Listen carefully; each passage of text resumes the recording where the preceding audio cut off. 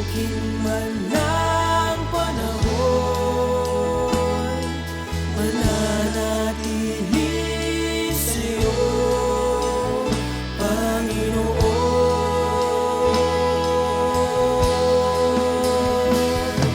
Walang alinlangang maglilingkod, walang pangambang sa'yo ay susunod. Hindi susuko at hindi ito, patuloy lamang sa iyo, Panginoon.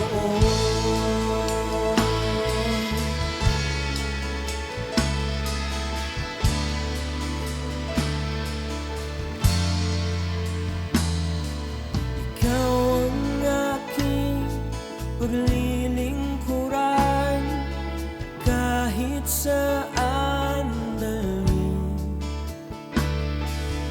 Ikaw ay lagi kung susundin, anuman ang suliranin. Lahat ay aking kakayanin, pagkat ikaw ay kapiling.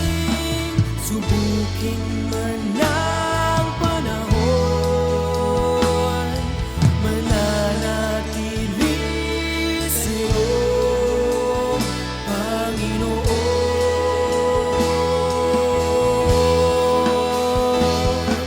Walang alinlangang maglilingkod, walang pangambang sa'yo.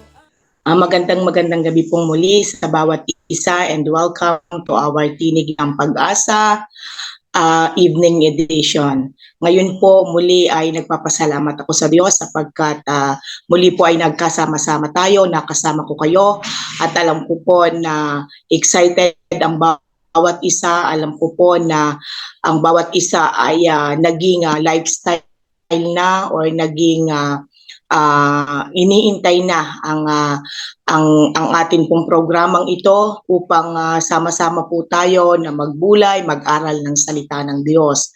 At sa gabi pong ito, inaanyayahan ko po ang bawat isa, kayo man po ay nanunood, nakikinig, nasa inyong tahanan, sa inyo man pong lugar naroroon, tayo po ay sama-sama munang dumulog sa pamamagitan ng ating panalangin sa ating Panginoon bago po natin simulan ang maiksi nating pagbubulay-bulay ng salita ng ating Panginoon. Tayo po'y manalangin.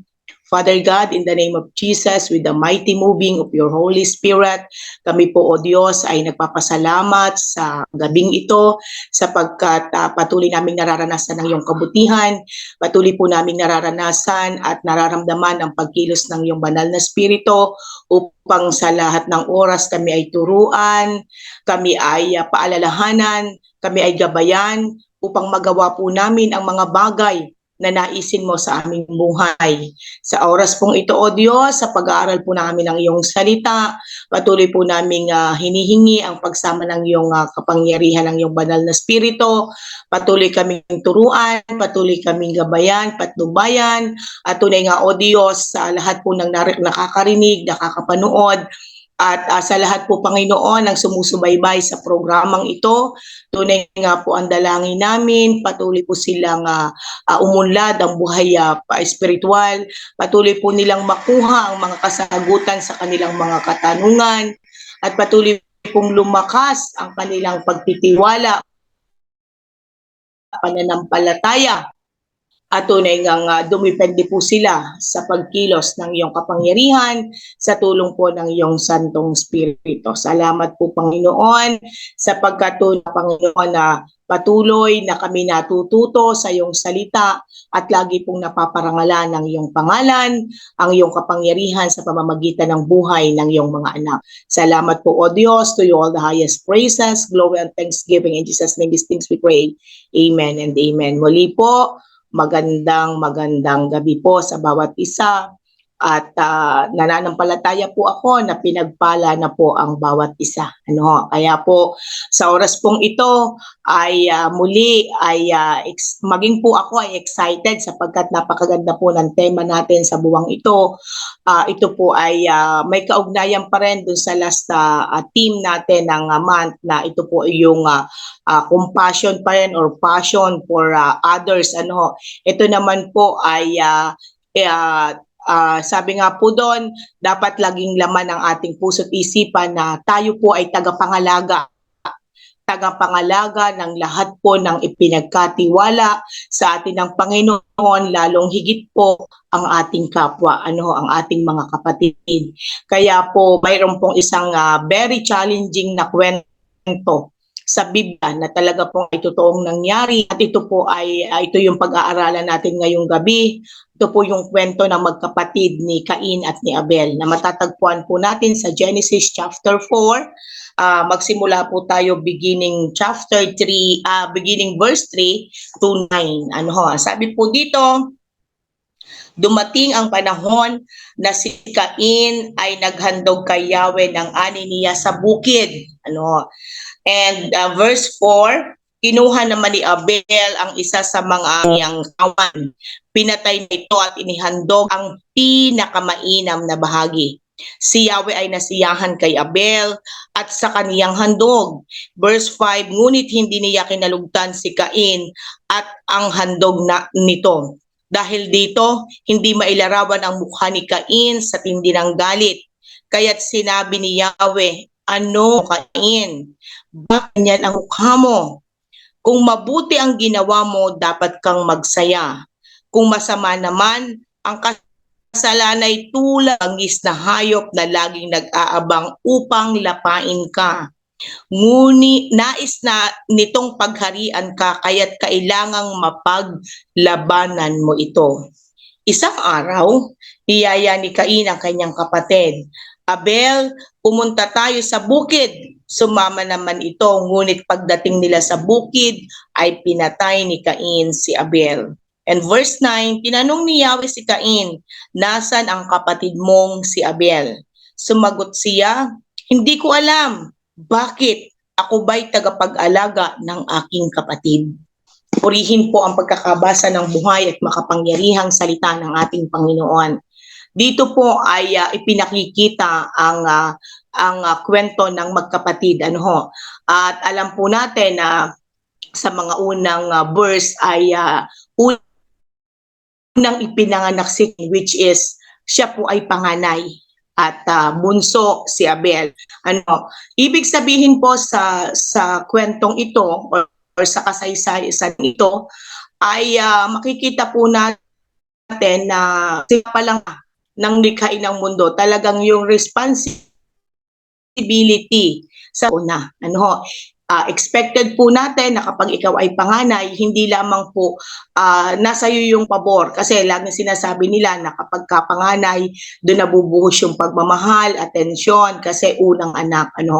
Pero ang sabi pa nga doon ay kapag ikaw ay panganay, ay hindi lang ikaw yung favorite ng lahat, pero meron kang malaking responsibilidad na kapag ikaw ay nagkaroon ng kapatid, na kailangan mong pangalagaan yung iyong kapatid.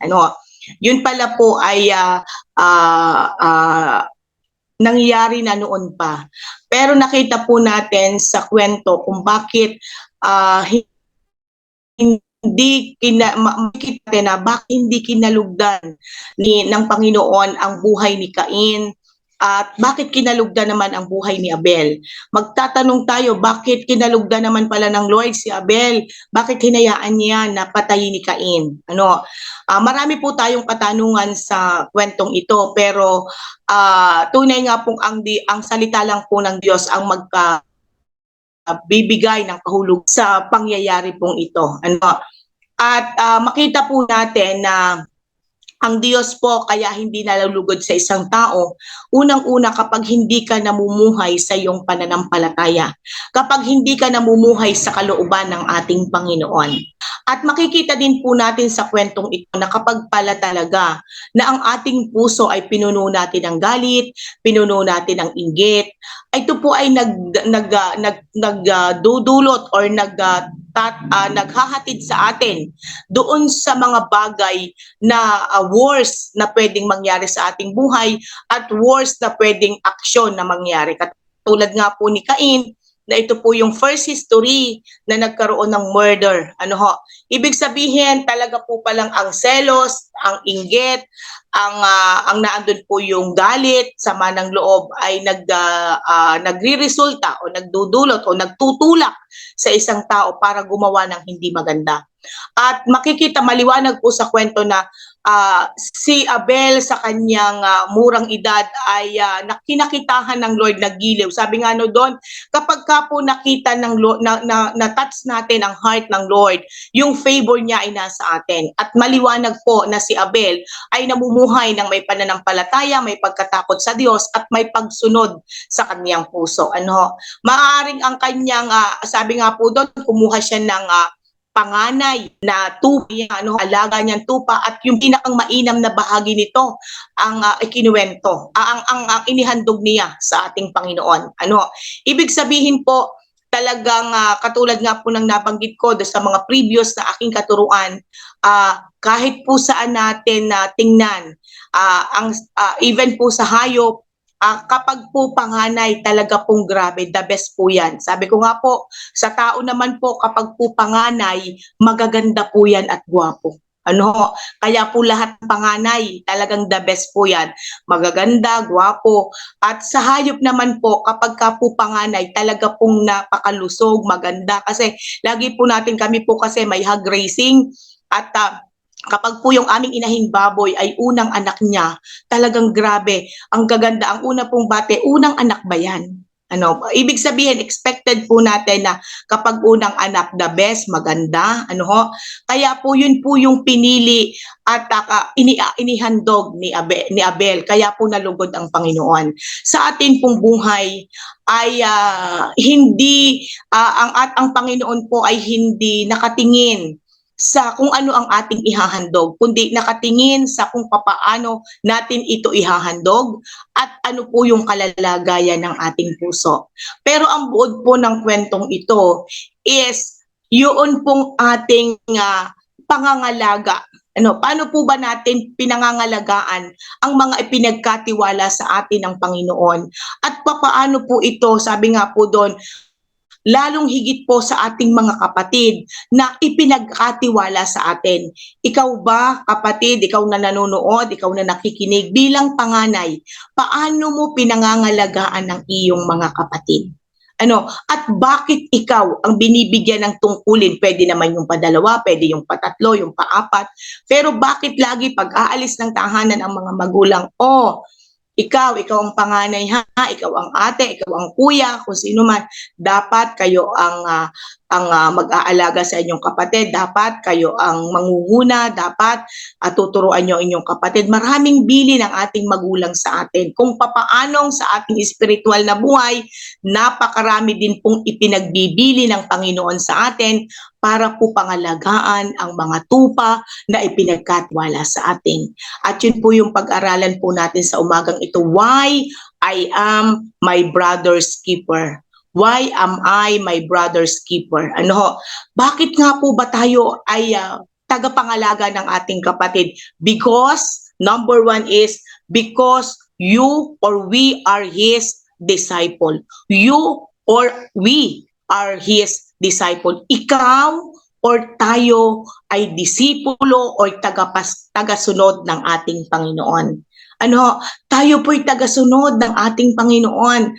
At ang ating pong Panginoong Jesus ay may golden rules. Po yung golden rules ng ating Panginoon, ng ating Panginoong Jesus. Makikita po yan sa Matthew 17 verse 12 na sabi po doon, so in everything, do to others what you would have them to you. Gawin mo sa iba ang nais mong gawin nila sa'yo. Ibig sabihin, kung gusto mo na maging maayos at nasa kaayusan ng lahat, kung paano mong inaalagaan ng ikapwa, ganun din naman ang mangyayari sa'yo. Ibig sabihin, kung ano yung ayaw mong gawin ng huwag mong gagawin sa iba. Ano, kaya nga po, ang ito po yung laging pinapalaala sa atin ng Panginoon na tayo po'y laging magmahalan, magtulungan. Ano pong sabi niya sa John chapter 13, verse 34 to 35? Ano pong sabi? John chapter 13, verse 34 to 35, ano po? And I give to you, love one another as I have loved you. So you must love one another. By this, everyone will know that you are my disciple if you have loved one another. Ibig sabihin po doon, ay ito daw po yung bagong utos na ibinibigay sa atin ng Panginoon. Kaya po pala yung Ten Commandments niya ay nauwi na lamang sa dalawa.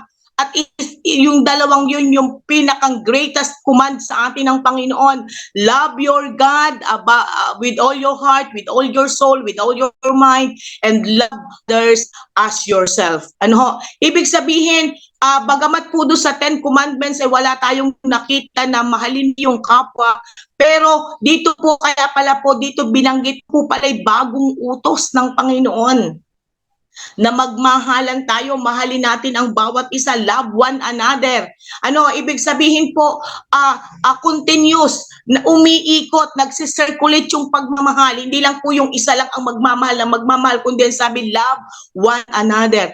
At sa pamamagitan daw ng pagmamahal nating ito, pagmamahalan nating ito, ay makikita or makikilala ng lahat na tayo'y tagasunod ng ating Panginoon.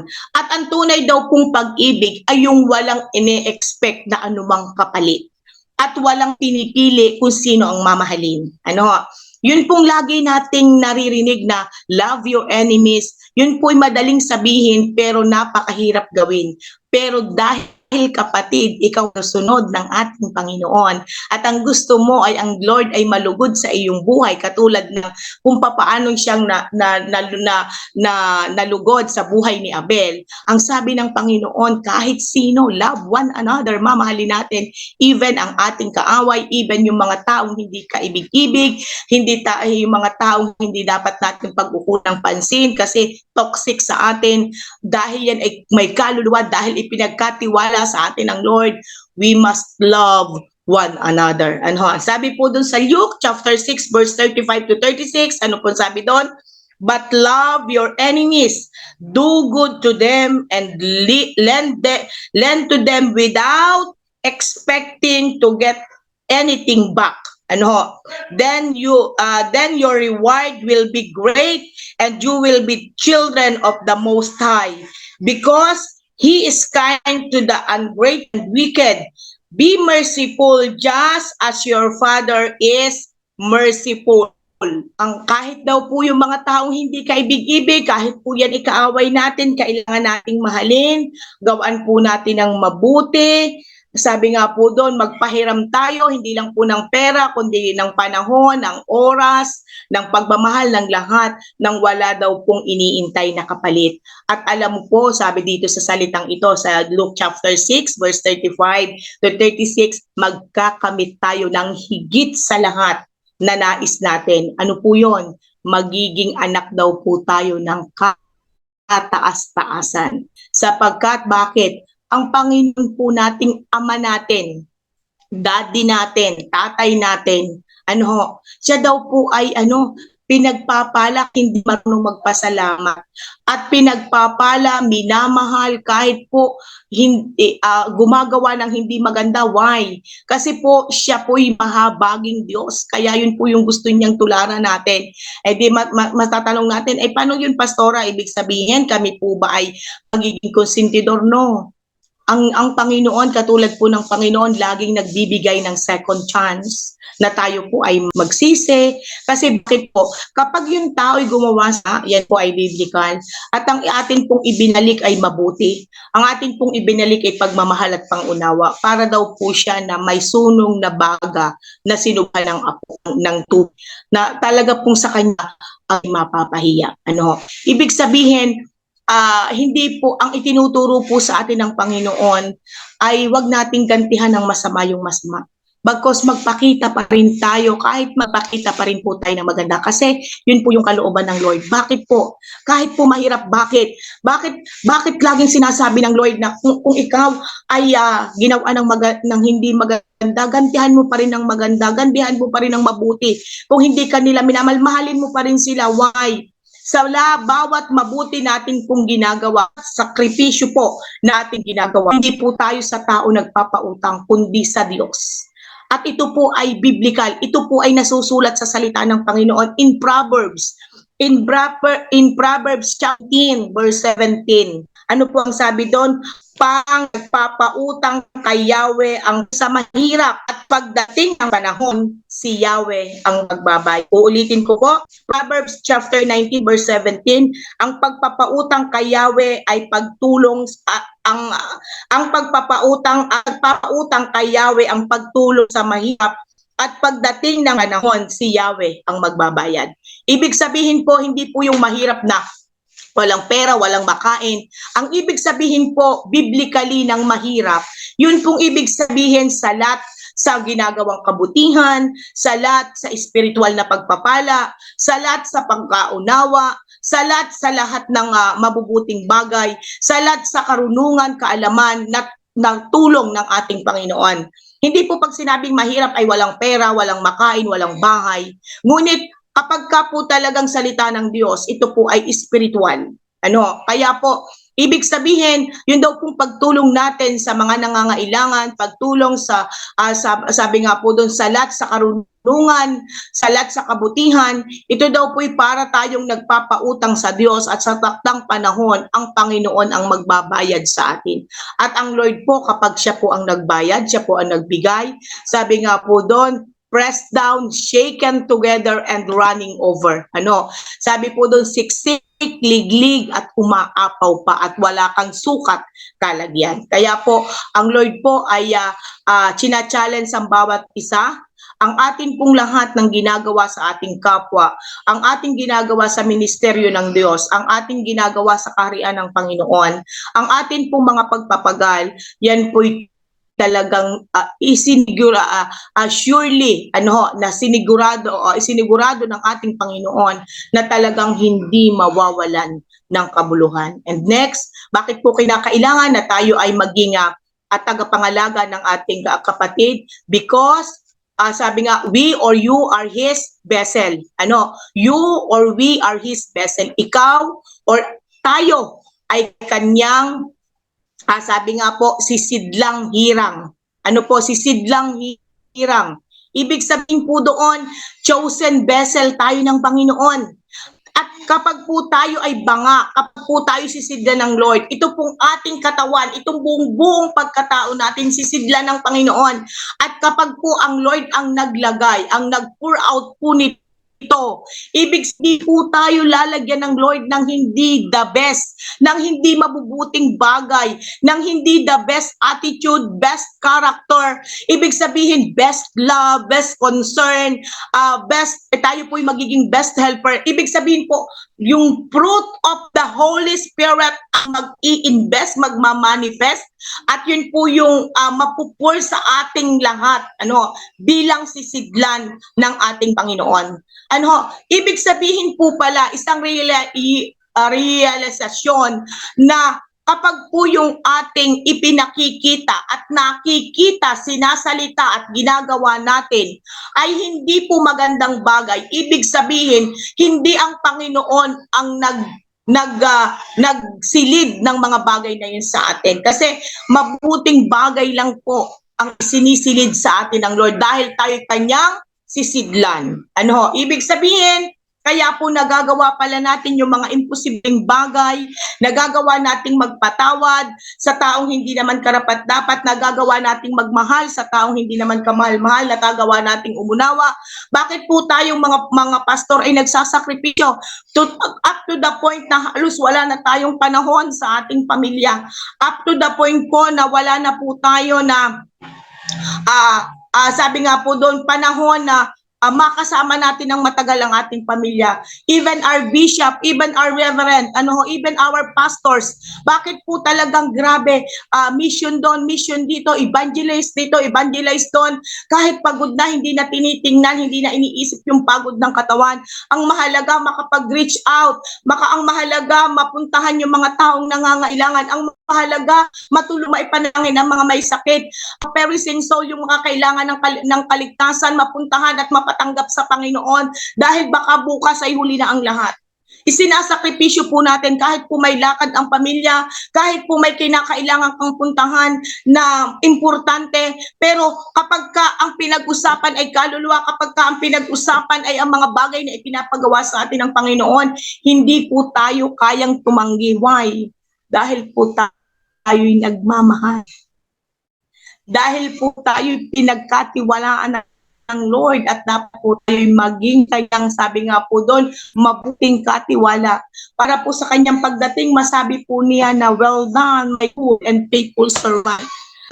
Kaya po ang sabi sa Proverbs 3 verse 27, ang kagandahang loob ay huwag ipagkait sa kapwa kung ikaw naman ay may kakayanang ito ay magawa.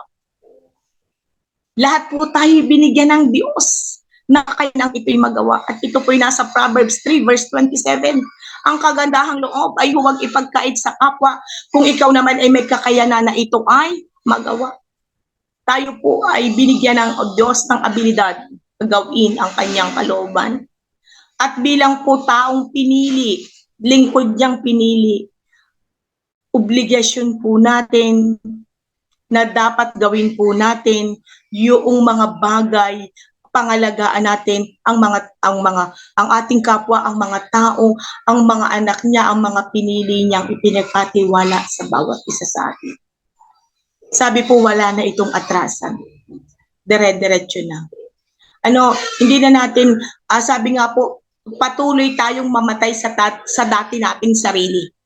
At mamuhay po tayo ngayon ayon sa kalooban ng ating Panginoon. And lastly po, sabi po doon, you are carrier of His shining light. You or we are carrier of His shining light. Siguraduhin po natin na yung pong ating ilaw, siguraduhin po natin na yung pong ating ilaw, ay laging nagniningas. Hindi lang po pag tayo nasa loob ng church, kapag kasama natin ang mga workers leaders, kapag kasama natin ang mga kapatiran, most especially po kapag tayo nasa labas, at kasama ng mga taong wala pang tunay na pananampalataya sa Diyos. Kahit po tayo nasa dilim, kasama ang mga nasa dilim, panatilihin po nating nagliliwanag yung ating hawak-hawak na ilaw. Kaya po sabi po, kahit saan ka pumunta, siguraduhin mong nagliliwanag ka. Kahit saan ka pumunta, siguraduhin mong magiging blessing ka. Kahit saan ka pumunta, siguraduhin mo na ang buhay mo ay magiging isang buhay na patotoo, maging isang pagpapala, maging isang encouragement sa bawat isa. Ang sabi po sa Matthew 5 verse 16, Matthew 5 verse 16, in the same way, let your light shine before them, that they may see your good deeds and glorify your Father in heaven. Dahil po talagang sabi nga po sa lahat ng pagkakataon, lagi mong pagningningin, pagliwanagin yung ilaw na yon, at ang Lord pa rin ang nagbibigay ng kakayanan. Ibig sabihin ito ay para makita ng iyong mabubuting gawa, ng sa gayon mapaparangalan ang ating Amang nasa langit. Kaya po sa lahat ng ating ginagawa, hindi po ang credit ay sa atin. Sa lahat po ng ating ginagawa, ang credit ay hindi sa atin, kundi sa Panginoon. Hindi po kaya tayo gumagawa ng mabuti para tayo purihin ni pastor, bago purihin ng ating magulang, para purihin tayo ng ating kapwa, at wag po nating maging ugali sa lahat ng ating ginagawa. Kinakailangan i-acknowledge tayo, i-appreciate tayo. Kasi paano nga po kung halimbawa sobrang busy, maraming ginagawa, at hindi na laging makita isa-isa yung ginagawa mo, ay wag po tayo mag-expect na lagi nang pupurihin, lagi na po tayong naandoon, lagi na po tayong i-acknowledge, i-appreciate ng ating kapwa. Hayaan po natin dahil may sa lahat ng ating ginagawa, may Diyos na nakakakita, siya yung mag-a-appreciate. At kapag ang Lord, ang sabi nga po na touch, kapag po ang Lord ang naka-appreciate ng ating ginagawa, ay nako, magulang kapatid, wala ka nang hahanapin pa. Sapagkat sabi nga po doon sa kingdom ng Lord, naka-all in ka. Naka-all in ka. Lahat nandyan na. Wala ka nang hahanapin pa. Gusto mo ng kalusugan, God will provide. Gusto mo ng mahabang buhay, God will provide. Gusto mo ng magawa lahat pa yung gagawin mo. At sabi nga po doon, maging successful ka sa iyong career, sa iyong negosyo, God will provide. Kung gusto mo na makatulong sa kapwa, marami kang matulungan sa ministry, sa gawain ng Lord, lalong higit sa mission, kapag nakakasama ka, gusto mong makatulong sa marami, doon sa pinupuntahan nyo. Kasi ang mission po, kaya ka nga pumupunta doon para ikaw ay maging blessing, magdala ka ng blessing ng Lord, materially, spiritually, physically, emotionally, mentally. Go on, God will provide. Kaya po, natutunan na po natin at pong ini-encourage bawat isa na kapag gumawa tayo sa Lord, wag nating i-expect, bakit hindi yata nakikita ni pastor? Bakit hindi yata nakikita ng aming elders? Ba't hindi kaya nakikita ng aking leaders, ng aking chairman? No. Lahat po ng ating ginagawa, tandaan natin, magulang kapatid, hindi po yan nawawala ng kabuluhan. Bakit kaya ang ginagawa ko hindi nakikita lagi ni nanay? Bakit hindi ina-appreciate ni tatay? Ma-appreciate ng aking mga kapatid, no? Kung hindi man nila ma-appreciate, hindi nila pasabi lagi sa'yo, ang Lord, ang Panginoon, nakatara lahat ng iyong ginagawa. Kaya po, panatilihin po natin na sa lahat ng oras, ang atin pong gagawin bukal sa ating loob, na walang iniintay na anumang kapalit. Kasi kapag ka po, doon lang tayo magbibigay sa alam natin makakapagbigay din sa atin, doon lang po gagawa lang tayo kapag tayo na-appreciate. Sabi nga po, doon tinanggap ko na ang para sa iyo. Wala ka nang tatanggapin pa. Pero dahil nagmamahal po tayo sa Panginoon, magulang kapatid, ini-encourage ko po kayo na lagi po natin na gawin kung ano po yung kalooban ng ating Panginoon. Gawin po natin. At ito po yung isang iiwanan ko po sa inyo. Ito po yung aking isang iiwanan sa inyo na quotation.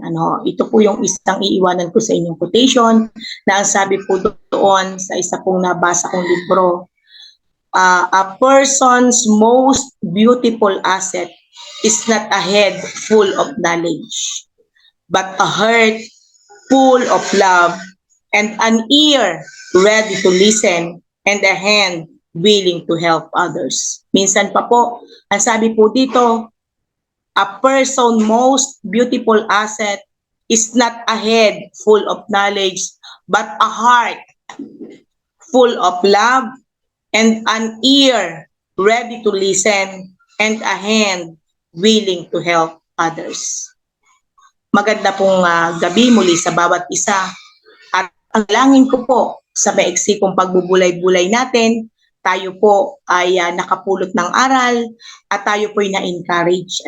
Kaya po sa umaga pong ito, sa gabi pong ito, ang last verse ko po na babasahin sa bawat isa ay matatagpuan po sa 1 John chapter 4, verse 7 to 8. Ang sabi po dito sa 1 John chapter 4 verse 7 to 8, mga minamahal, mag-ibigan tayo dahil ang pag-ibig ay mula sa Diyos.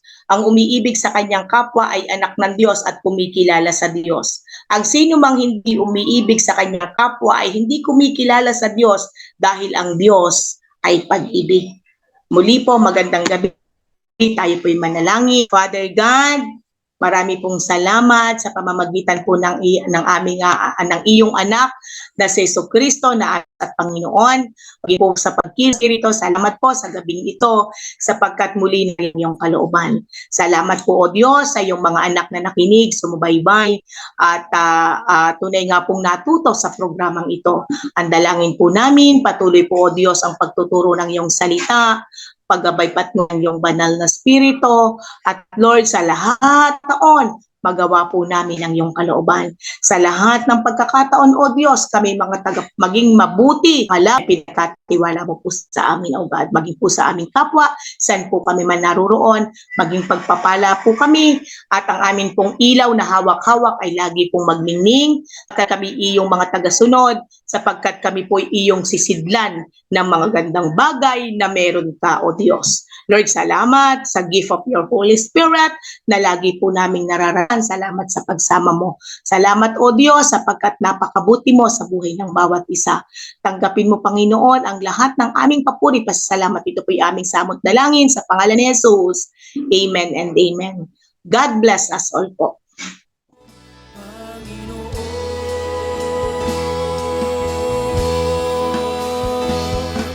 Walang alinlangang maglilingkod, walang pangambang sa'yo ay susunod. Hindi susuko at hindi hinto, patuloy lamang sa iyo. Walang alinlangang maglilingkod, walang pangambang sa'yo ay susunod. Hindi susuko at hindi hinto, patuloy lamang sa iyo. Hanggang dulo, mananatili anumang hamon, ikaw pa rin ang Panginoon. Tatapusin ang takbuhin sa kahanan.